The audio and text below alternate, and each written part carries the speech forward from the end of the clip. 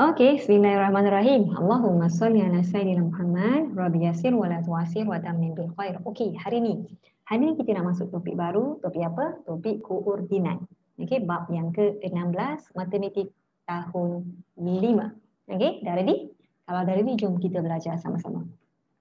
Okey, so cikgu nak bagi tahu dalam topik koordinat ni sebenarnya dia sangat mudah. Sangat mudah meaning cikgu nak cakap koordinat ni dia tak ada formula. Of course dia ada formula tapi tidaklah se-complicated macam topik-topik lain. Contoh kalau kita ada belajar pasal topik ruang betul? Dia ada formula luar, formula isi padu, okey, formula perimeter, tapi koordinat dia tiada formula. Okey, so jom kita belajar. Apa itu koordinat? Bismillahirrahmanirrahim. Koordinat ni sebenarnya bahasa lain dia adalah kedudukan. Kedudukan. Ini koordinat ni of course bahasa matematik. Bahasa Melayunya adalah kedudukan ataupun tempat. Kedudukan. Okey. Tapi kedudukan tu ditentukan pada sata kartes. Kedudukan yang ditentukan pada sata kartes. Okey, ada student tanya, cikgu, sata kartes tu apa? Okey, kebiasaan student tanya mungkin dia lupa ataupun dia tak tahu, rupanya itu namanya sata kartes. Okey, perhatikan. Sata kartes sebenarnya adik-adik pernah jumpa dia punya bentuk adalah begini. Pernah jumpa ke? Okey. Yang ini adalah garisan tegak ataupun kita panggil garisan mencancang. Yang melintang ni kita panggil dia sebagai garisan mengufuk. So adik-adik kena ingat ini nama garisan ni adalah garisan, cikgu tulis dululah supaya adik-adik faham Ini kita namakan dia sebagai garisan mencancang. Yang melintang ni kita panggilkan namanya garisan mengufuk. Okey. Perhatikan benda ni sangat penting. Ini adalah asas untuk pengetahuan adik-adik. Koordinat adalah asas kepada matematik sekolah menengah nanti. Adik-adik akan jumpa lagi topik koordinat dalam tingkatan 2 and so on. Okey. Okey. So kita dah tahu yang tegak ni adalah garisan mencancang, yang melintang adalah garisan mengufuk. So cikgu nak bagi tahu dalam topik koordinat memanglah cikgu bagi tahu tadi dia adalah kedudukan pada sata kartes. Sata kartes adalah gambar yang kat bawah ni. Bila cikgu mention ini adalah garisan mencancang, dia ada nama lain sebenarnya dalam sata kartes ni. Apa nama lain dia? Okey, adik-adik take note. Nama dia adalah paksi Y. Okey. Dia adalah paksi Y. Yang melintang ni namanya adalah paksi X. Okey, ingat ini adalah terma-terma yang adik-adik kena faham dan familiar. Sebab dalam topik koordinat dia akan berkisahkan benda ni je. And then yang kedua adalah dia ada titik asalan. Dia titik asalan di sini dia bermula dengan kosong. So dalam sata kartes of course dia ada skala nombor. Contoh macam ni. Cikgu nampak tak label ni? Adik-adik kena faham Sebab dia berkisarkan kedudukan. Tapi kedudukan of course lah bila kita belajar matematik mestilah ada nombor kan? So nombor-nombor ni adalah berdasarkan pada skala nombor ni lah. Let's say cikgu tulis kat sini jaraknya 1, 2, 3, 4 and so on. Di sini pun sama. Okey. Sata kartes mesti berupa beginilah. Rupanya macam ni. Dia ada skala nombor dia ada paksi X, ada paksi Y dan ada titik asalan. Cikgu tulis benda ni. Ini kosong ni adalah asalan dia. So, kalau kita nak tentukan kedudukan pada sata kartes, macam mana cikgu? Okey, part ni sangat penting. Itulah koordinat sebenarnya. Kedudukan pada sata kartes ni, dia punya tu ada dia punya format. Format dia apa? Okey, dengar betul-betul. Format untuk kita tentukan kedudukan, format dia mestilah dalam kedudukan macam ni. Kita tulis nilai X dulu, lepas tu baru nilai Y. Faham ke faham? Nilai X dulu, baru nilai Y. Let's say, cikgu bagi contoh terus. Nanti kita akan go through dengan latihan. Supaya adik-adik akan faham dengan soalan-soalan yang adik-adik akan jumpa lah dalam tahun 5 nanti. Let's say, cikgu letakkan titiknya di sini. Dan kebiasaan soalan akan tanya, nyatakan koordinat pada titik biru ni. Contoh. So, cara untuk kita baca kedudukan pada sata kartes ni adalah dengan, cikgu ulang lagi sekali. Cara untuk kita baca kedudukan titik biru. Okay, let's say, nanti cikgu tulis titik merah ni pula lah. Let's say, contoh. Mula-mula titik biru dulu Okay. Cara untuk kita baca kedudukan titik biru dalam sata kartes ni adalah kita kena melihat dulu X dia. Faham? Kita kena melihat dulu X dia. Pada titik biru, mana X dia? Of course, kita akan tengok paksi X ni dulu. Kita turun ke bawah. Dia berada di mana? Di 1. Kemudian kita akan tengok titik Y dia. Y ni adalah paksi Y. Kita akan pergi kepada paksi Y itu. Itu maknanya cara untuk kita tengok kedudukan pada satu kertas. So, kedudukan tu kita boleh tulis macam ni. X dengan Y. Tadi kita dah kira kan? Bila ke bawah, dia berjumpa dengan 1. Bila dia ke kiri ni, dia berjumpa dengan 1 juga. Faham maksud cikgu? So, ini adalah koordinat. Kedudukan titik biru pada satu kertas. Faham setakat ni? Alright, good job. So, kita tengok pula titik merah ni. Apakah koordinat bagi titik merah ni? Ingat, koordinat adalah kedudukan. Kedudukan pada satu kertas yang kita kena tulis dalam bentuk yang ini. So, titik merah ni, of course, kita kena tengok dia punya X dia. Kita kena ke bawah dulu. Let's say ni samalah selari, okay? Dia punya X adalah, ingat, step pertama kita tengok X dulu, step yang kedua baru kita tengok Y. Itu cara dia. Kita tengok ke bawah, makanya 6, tengok ke kiri. Sebab apa? Sebab kita nak ke paksi Y ni 4. So ini adalah koordinat titik merah. Faham ke faham? Actually koordinat berkisarkan ni je sebenarnya. Apa yang cikgu nak bagi tahu dengan adik-adik, part yang sangat penting untuk adik-adik tahu adalah membaca serata kertas ni. Itu nombor 1. Yang kedua, adik kena mahir menjawab soalan kalau soalan tanya koordinat. Kena faham koordinat ni, kedudukan ni macam mana. Macam mana kita nak tuliskan jawapan dalam bentuk koordinat. Inilah jawapan dia, X, Y. Faham? Kita kena tengok dia punya paksi X ni nombornya berapa dan kemudian kita tengok pada paksi Y dia berapa. Faham setakat ni? Ada apa lagi tak cikgu tinggal? So, actually, koordinatlah berkisarkan ni sahajalah. Boleh? Okey, jom kita tengok contoh soalan pula. Okey, sebelum cikgu nak tunjuk soalan, cikgu petik dulu satu gambar daripada buku teks adik-adik. Tahun 5 ya, muka surat 221 kalau adik-adik nak tengok. Soalannya sama je. Cikgu nak pergi kepada dunia realiti. Kadang-kadang koordinat ni dia ada kaitan dengan dunia realiti untuk pengetahuan adik-adik. So, jom kita tengok contoh soalan. Bukan contoh soalan lah. Ini sampel. Sampel daripada buku teks yang cikgu ambil. Apa yang adik-adik faham, kena faham adalah cuba tengok gambar ni. Kalau adik-adik baca kat sini, rang gambar rajah menunjukkan laluan Din ke lokasi tersebut. Mana Din? Ni Din? Ni Din? Ni Din? Okay? So, kalau adik perasan, adik aku dah belajar lah dengan cikgu Insyirah. Apa dia? Serata kertas. Nampak tak? Gambar ni ada serata kertas. Mana? Ini adalah serata kertas.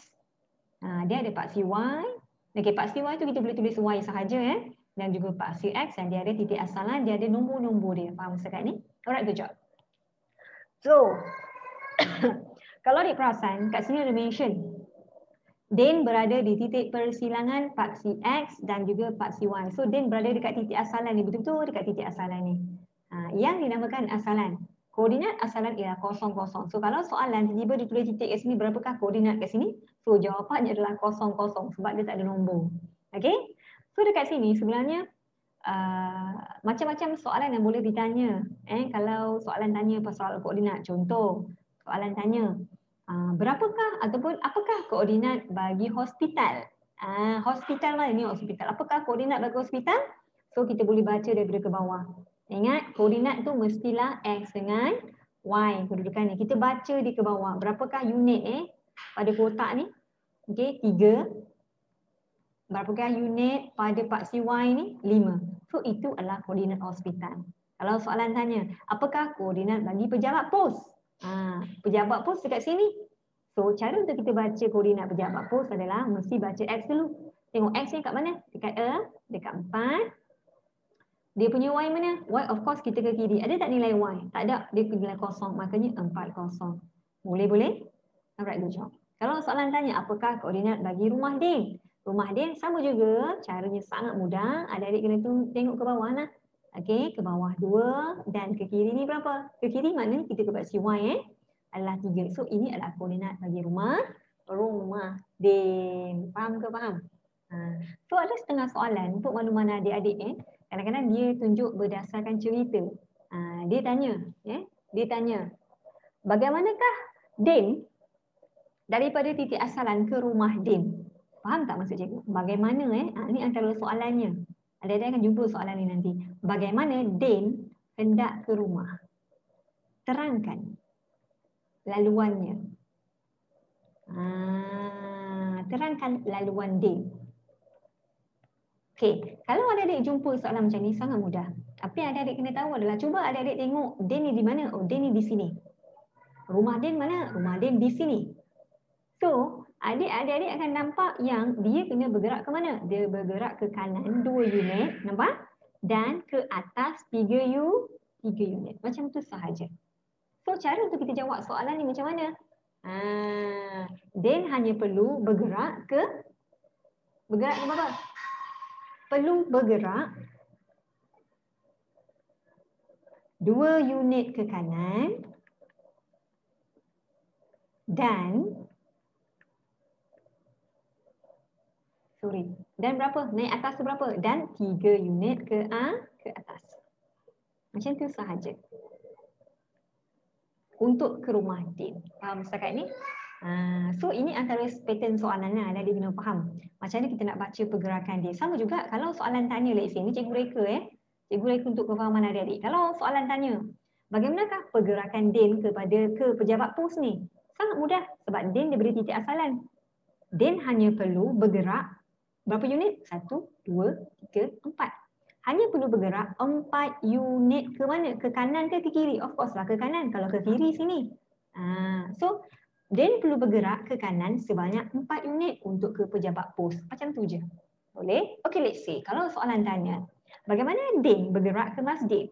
Apakah laluan yang Din boleh pergi ke masjid? Din boleh terus ke atas. 2, 3, 4, 5. Dengan 5 unit ke atas. Faham? Kalau let's say, kalau soalan tanya lagi, bagaimana Din bergerak ke hospital? Apakah laluan yang boleh dilalui oleh Din ke hospital? Satu laluan sahaja, let's say satu laluan. Maknanya kita boleh kata Din perlu bergerak ke kanan sebanyak 3 unit, kemudian ke atas sebanyak berapa unit? Kira. 1, 2, 3, 4, 5. 5 unit untuk sampai ke hospital. Nampak tak macam mana kita nak baca koordinat?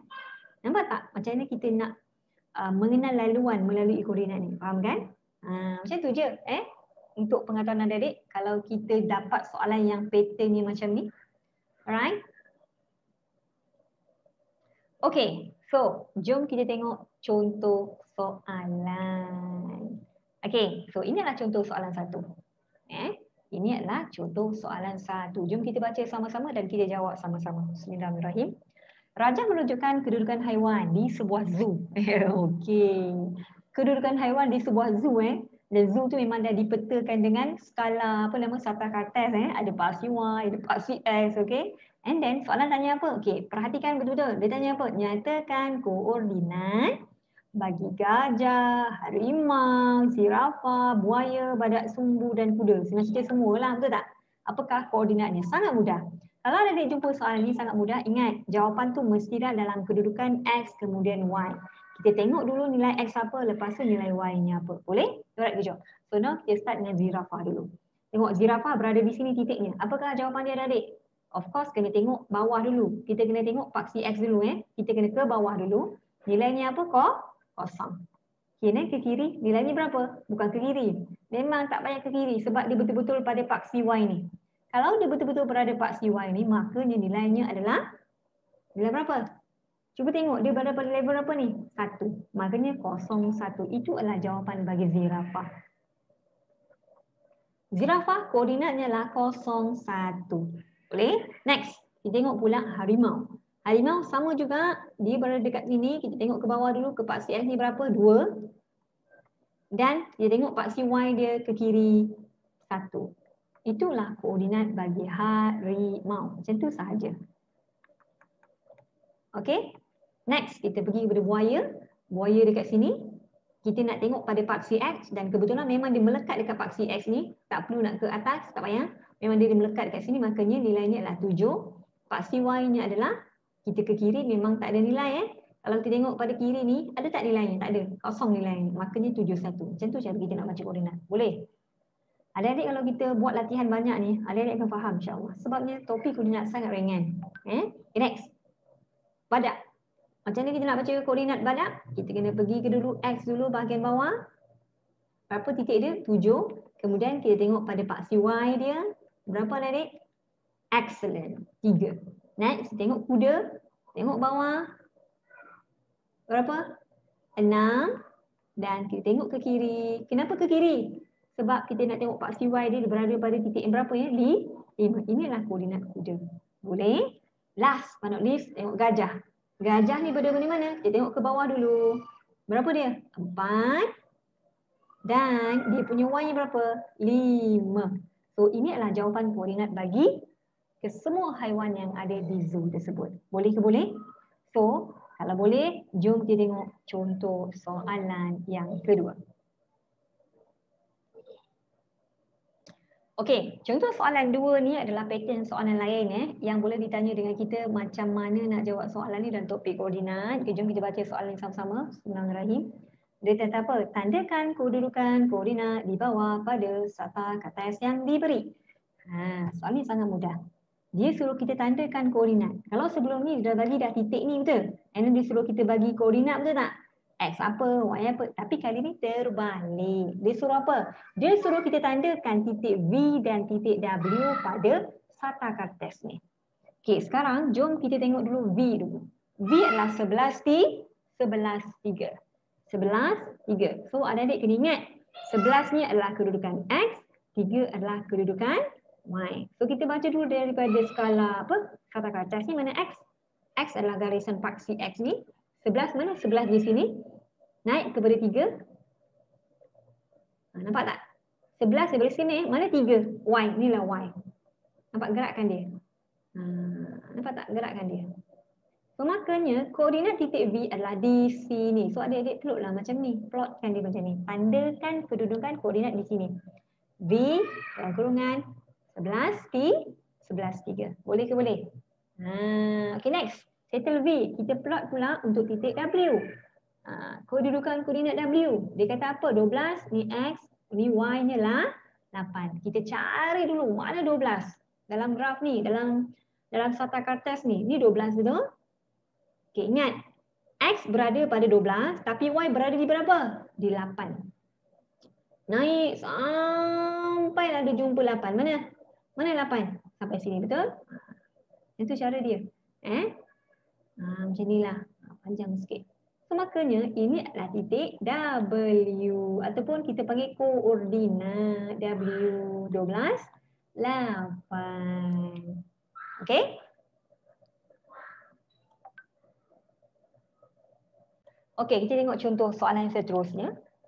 Soalan ni dia panjang sikit. Of course dia bercerita. Nak tak nak memang kita kena faham ceritanya.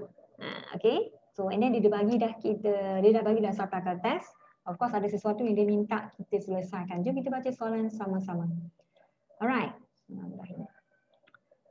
Apa dia cakap? Sepasukan ahli pengakap menjalankan aktiviti perkemahan di kaki Gunung Ledang. Ada bercerita lah di kaki Gunung Ledang. Dia nak buat aktiviti perkemahan. Ketua pasukan telah menjumpai tapak perkemahan yang sesuai. Of course dalam kat Gunung Ledang tu of course dia carilah tapak nak pasang kemah kan. So let's say ketua pasukan telah menjumpai tapak perkemahan yang sesuai. Dia dah jumpa dah tapak. Tapi tapaknya dekat mana? Tapak tu yang sesuai di mana? Di 4 unit ke kanan dari asalan. Ini clue yang soalan bagi. Dan 7 unit ke atas.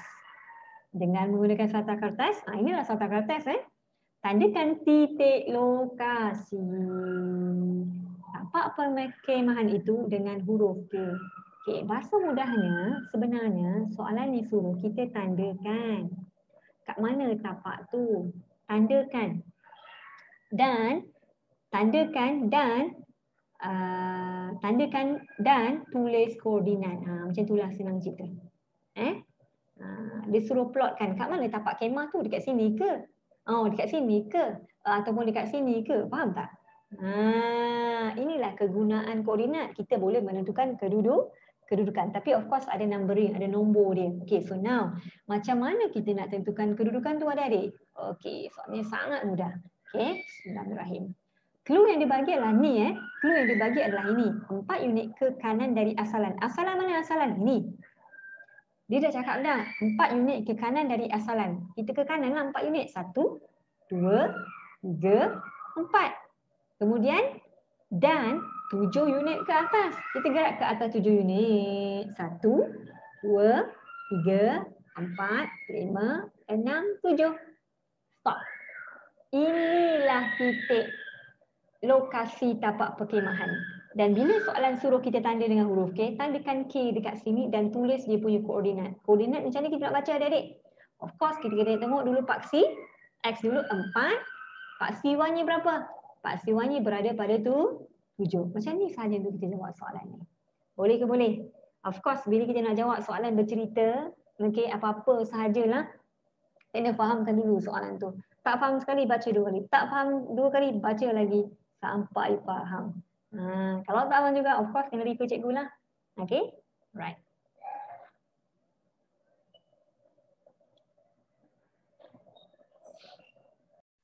Okay, jadi cikgu harap video ni dapat membantu menambah kefahaman adik-adik berkaitan dengan matematik. Okay? So, jadi kalau rasa video cikgu Insyirah ni membantu, jangan lupa klik like, share dan subscribe IPCHD channel untuk belajar matematik bersama cikgu Insyirah.